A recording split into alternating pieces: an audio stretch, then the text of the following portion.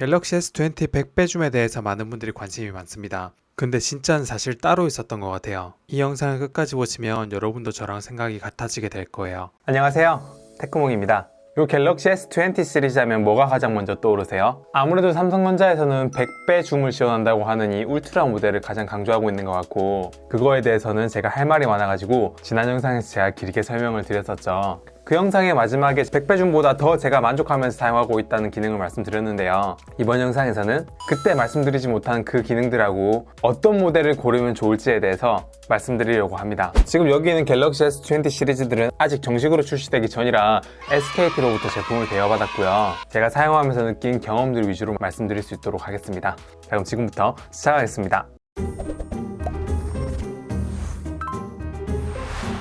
이번 갤럭시 S20가 처음 출시되자마자 처음 딱 보자마자 얘기한 게 클라우드 블루 색상이 진짜 예뻐 보인다는 거였어요. 지금 제품의 각도에 따라서 무지갯빛 색상이 이렇게 돌기도 하는데, 코스믹 그레이 색상이나 코스믹 블랙 색상은 그런 빛이 안 돌거든요. 이 갤럭시 S20하고 20 플러스는 코스믹 그레이와 클라우드 블루, 그리고 클라우드 화이트 색상을 선택할 수가 있고요. S20 울트라는 여기 있는 코스믹 그레이하고 코스믹 블랙 색상 중에 하나를 선택할 수가 있어요. 그래서 제가 이번에 제일 예쁘다고 생각하는 이 클라우드 블루 색상은 S20하고 플러스 제품에서밖에 안 나오네요. 이번 갤럭시 S20는 기본적으로 스마트폰에 보호 필름이 다 붙어 있고요. 이렇게 투명 케이스도 기본적으로 제공을 합니다. 제가 이걸 한번 씌워 볼게요.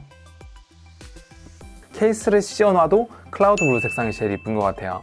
그리고 케이스를 씌웠을 때 여기 있는 20 모델하고 플러스 모델은 카메라가 튀어나온 게 거의 완화가 됐어요. 이렇게 뒤집어 놓고 이렇게 터치를 해도 거의 흔들리지 않습니다. 근데 20 울트라 같은 경우에는 뒤집어 놓고 터치를 하면 이렇게 조금 까딱까딱거리는 걸 알 수가 있어요. 이 전체를 두껍게 만들어버리면 그립감이 떨어지고 부피가 커지니까 그대로 놔둔 것 같습니다. 카메라는 3개의 모델 전부 다 센서의 크기가 많이 커져서 어두운 환경에서 화질이 많이 좋아졌고요. 20하고 20 플러스가 6400만 화소, 20 울트라가 4800만 화소로 전자기에 비해 화소가 되게 많이 올라갔어요. 그래서 이걸 이용해서 20 플러스는 하이브리드 3배 줌, 울트라는 하이브리드 10배 줌까지 지원하죠. 디지털 줌까지 포함하면 20 플러스는 30배 줌, 울트라는 100배 줌까지 지원을 하는 겁니다.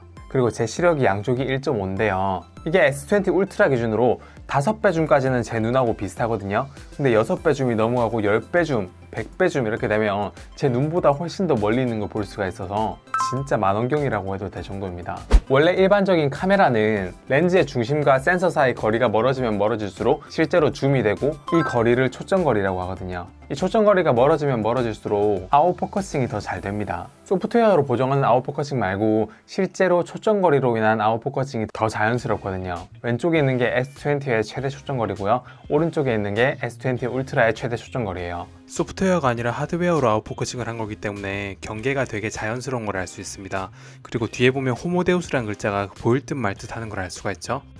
S20 울트라 같은 경우에는 경계가 훨씬 더 잘 분리가 돼 있죠. 스마트폰 그 작은 센서에서 초점거리만으로 아웃포커싱 이 정도 된다는 건 진짜 대단한 겁니다. 호모데우스의 호자도 안 보이네요. 이렇게 최대 초점거리를 확인해보면 S20나 20 플러스는 5.9mm까지 지원하고요, S20 울트라는 19mm까지 지원을 해요. 그래서 이런 초점거리로 인한 아웃포커싱을 하려면 당연히 여기 있는 울트라를 선택하셔야 되고요. 그거 외에 TOF 카메라라고 해서 3D 카메라를 이용해가지고 아웃포커싱 기능을 제대로 사용하려면 20 플러스와 울트라 모델 중에 하나를 선택하셔야 됩니다. 왜냐하면 이 제품은 여기에 TOF 카메라가 탑재되어 있지 않거든요.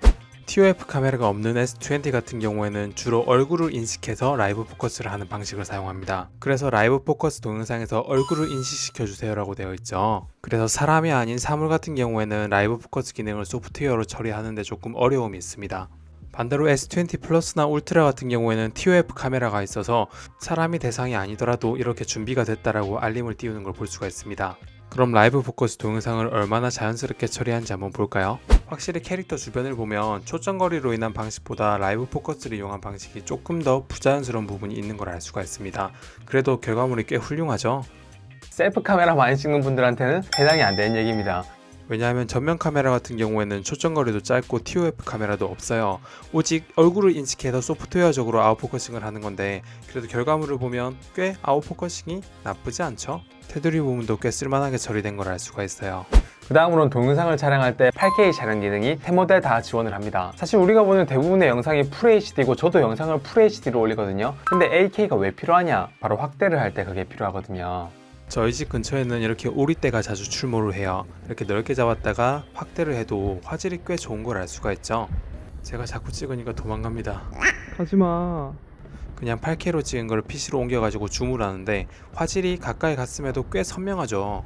그리고 이제 영상을 찍었을 때 8K 영상으로 찍고 나면 일시정지를 해서 원하는 부분이 나오면 그 부분을 캡처해가지고 사진처럼 찍을 수가 있어요. 그 사진의 화질이 3300만 화소까지 되거든요. 오리들을 가만히 촬영하고 있다가 갑자기 날아오르는 녀석이 있었어요. 그걸 사진으로 촬영했으면 좋겠다라고 생각했는데 나중에 생각해보니까 그런 걱정할 필요 없더라고요. 8K로 찍은 영상을 일시정지를 해서 이렇게 캡처만 하면 바로 3300만 화소의 사진으로 나옵니다. 확대를 했을 때 화질이 이 정도로 꽤 괜찮아요. 이건 촬영 패러다임의 변화예요. 타이밍 기다릴 필요 없어요. 그냥 영상으로 계속 찍다가 그 부분을 따내면 됩니다. 저장 용량은 한 7분 정도 촬영하니까 4기가가 되던데 오래 촬영하기에는 좀 부적합할 수 있겠네요. 그리고 갤럭시 S20 울트라는 노나셀이라고 해서 픽셀 9개를 배치를 바꿔가지고 하나로 인식해서 훨씬 더 어두운 곳에서 빛을 많이 모을 수 있는 그런 기술이 지원되어 있거든요. 이게 1억 800만 화소를 지원하는 센서가 있어야 이 기술을 쓸 수 있는데 20 울트라에만 적용이 되어 있습니다. 그래서 야간에 찍은 사진의 퀄리티를 보면 처음에 깜짝 놀랍니다. 근데 그거보다 더 놀라운 게 바로 야간 모드를 사용했을 때예요. 야간 모드는 빛을 몇 초 동안 이렇게 모은 다음에 사진이 촬영되는 건데 그 결과물을 보시면 앞선 결과보다 더 놀랄 거예요. 이게 1억 800만 화소의 노나셀 기술이라면 이게 야간 모드로 촬영된 결과물입니다. 이렇게 어두운 환경에서 촬영한 거란 게 믿어지시나요? 빛 번지 먹지 않은 거 보이세요? 이번엔 조금 더 어두운 환경에서 마찬가지로 삼각대 없이 촬영해 보겠습니다. 이게 1억 800만 화소의 원본이고요. 이것만 봐도 꽤 괜찮습니다. 그런데 진짜 야간 모드 미쳤네요. 실제 눈으로 보는 것보다 훨씬 예쁘게 표현해줍니다. 조금 어색한 부분이 두 가지가 있다면 물의 질감을 너무 거칠게 표현한다는 점하고 검은색에 가까운 밤하늘을 밝게 표현한다는 건데 저거 촬영한 시간이 밤 9시거든요.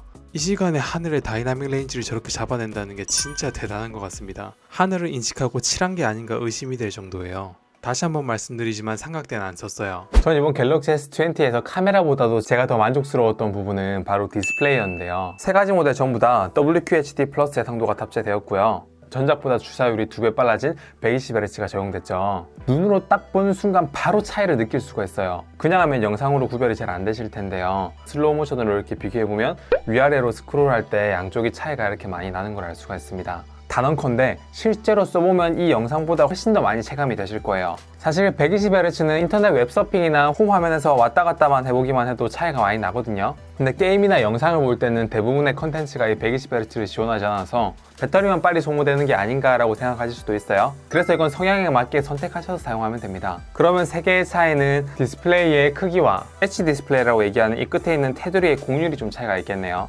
S20는 테두리 곡률이 거의 평면에 가까울 정도로 곡률이 거의 느껴지지 않는데 20 플러스하고 20 울트라는 조금 더 곡률이 더 크게 느껴집니다. 그래도 셋 다 이전 모델들하고 비교했을 때는 곡률은 되게 적은 편이에요. 그리고 마지막으로 세 제품 다 성능에 대해서 말씀을 드리면 세 제품은 성능상의 차이가 거의 없습니다. 세 모델 다 스냅드래곤 865에 램은 12기가고요. 8K 영상을 제대로 처리할 수 있도록 UFS 3.0의 빠른 저장 공간이 탑재됐어요. 어느 제품이 성능으로 보급형이라고 할 수가 없어요. AP 테스트 할 때 많이 쓰이는 긱벤치로 테스트해봐도 가장 저가형 모델인 S20나 S20 울트라 모두 다 성적이 잘 나오고요. 전작인 노트 10하고 비교해도 차이가 되게 많이 납니다. 배터리는 4000mAh, 4500mAh, 5000mAh 이렇게 좀 차이가 나긴 하는데 화면 크기가 차이가 나다 보니까 실제 사용하는 거에 있어서는 배터리 용량만큼 그렇게 더 오래 가진 못할 거예요. 왜냐면 화면이 클수록 배터리가 더 빨리 나르니까요. 셋 다 S 시리즈답게 성능이나 카메라 다 훌륭하다고 생각해요. 가격이 좀 부담스럽게 생각하실 수도 있는데요.